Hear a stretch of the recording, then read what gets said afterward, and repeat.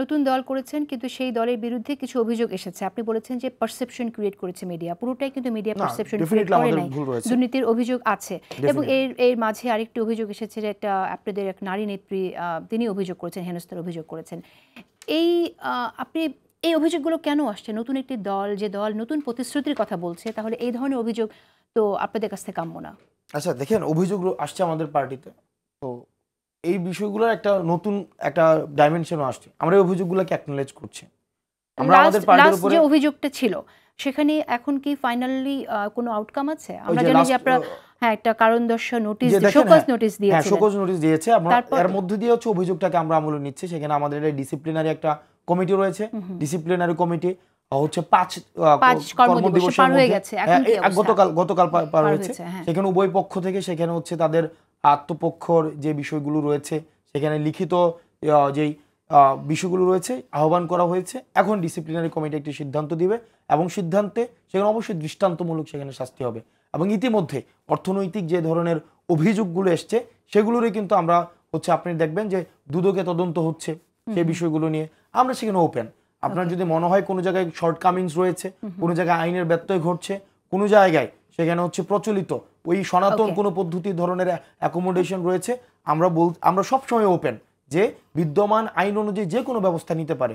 এই যে অ্যাকনোলেজমেন্টের যে কালচারটা রয়েছে, যে আমরা ভুলের ঊর্ধ্বে নয়, এই যে আগের একটা ধারণা ছিল, আমরা সেটা থেকে চলে আমরা এটা একটা নতুন একটা খুব ইম্পর্টেন্ট। পাশাপাশি আমরা দেখতে চাই যে আপনারা খুব ইম্পর্টেন্ট এটা, এবং যে প্রতিশ্রুতি রাখছেন সেটার বাস্তবায়নটাও আমরা দেখতে চাই।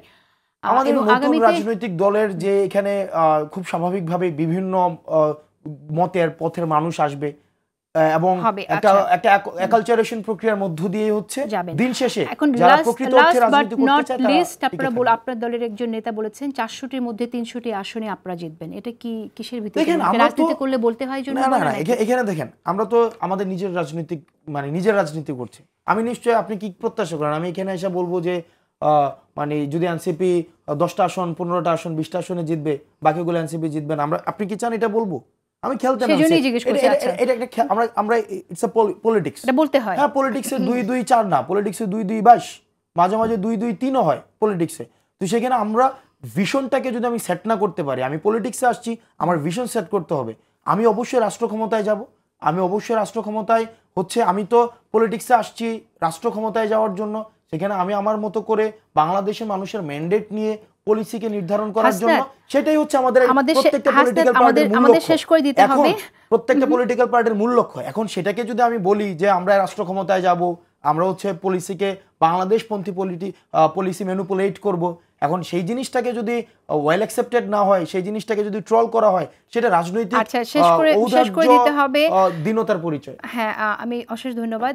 একটি লাস্ট প্রশ্ন আপনার কাছে সৈয়দা পাপিয়া, সেটা হলো যে আমরা তো আসলে অভ্যুত্থানের পরে 5 আগস্টের পর আপনারা কি একবার চিন্তা করেছেন যে আপনাদের দলে আপনারা যে সংস্কারের কথা বলছেন, যে প্রতিশ্রুতিগুলো দিচ্ছেন, জনগণের আকাঙ্ক্ষা থেকে কতটুকু কাছাকাছি আপনারা যেতে পারছেন? মানুষ কি আসলে আপনাদের পপুলারিটি কি আগের চেয়ে বেড়েছে না কমেছে? এ ধরনের কোনো আপনাদের কোনো জরিপ আছে কিনা? যখন নির্বাচনটা হবে, নির্বাচনে যে যেরকম আসন পাবে সেইটার কাজ কর্মকাণ্ড, আমি এমপি হলাম, এমপি হয়ে আমি কতটুকু যে সংস্কারটা আমি চাইলাম সেটা কতটুকু বাস্তবায়ন করলাম, তখন কিন্তু সেটা মানুষ মেলাবে।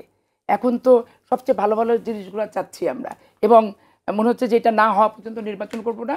আবার এটা কতদিন হবে? এখন সংস্কার একটা ধারাবাহিক ব্যাপার, সারা জীবন সারা বছর যুগের সাথে তাল মিলায় এটা হতে থাকবে, চলতে থাকবে। এখন আমার ছোট ভাই যেটা বললো যে মাথা আর মুখ এক জায়গায় আছে, মাথা মুখ অবশ্যই এক জায়গায় নাই। ওনারা যখন ডিবি অফিসে গেলেন সব কিন্তু অ্যারেস্ট, মাথাগুলো ছিল জন্য তো পরে মাথাগুলো কায়দা কানুন করে বাদ বাকিগুলোকে স্টেটমেন্ট দিল। মাথাগুলো জেলখানাতে, সরকারের প্রধান বিদেশে, তো মাথা বাইরে ছিল জন্যই যে উনি না আসলে হবে না, ওয়েট করেছে। এবং সবচেয়ে বড় কথা যে এইখানে ফলাফল যদি পূর্ব নির্ধারিত হয়ে যায় যে আমি জিতবই, এই নির্বাচন আর শেখ হাসিনার 15 বছর অবৈধভাবে ক্ষমতায়ন টিকে থাকার বিষয়টা মানুষ যাতে একভাবে মিলাতে না পারে, বক্তৃতা বিবৃতিতে আমাদের সবাইকে সংযত এবং বুঝে টুঝে মর্মটা আমাদের মাথায় রাখতে হবে প্রথমত। আর দ্বিতীয়ত, লাস্ট আমি যেটা বলে দিচ্ছি, লাস্ট বিষয়টা হচ্ছে যে বাংলাদেশে মিডিয়ার যে প্রসঙ্গটা আসলে, এখানে আমরা দ্বিতীয় মোজাম্মেল বাবু তৈরি হোক আমরা চাই না। নবনীতা শ্যামল দত্তরা তৈরি হোক চাই না, নাইম নিজাম থেকে শুরু করে ওই যে মইনুল হোসেন ফরিদা তার হাজব্যান্ড, এরা তো মাইনুল হোসেন সহ তৈরি হোক আমরা চাই না।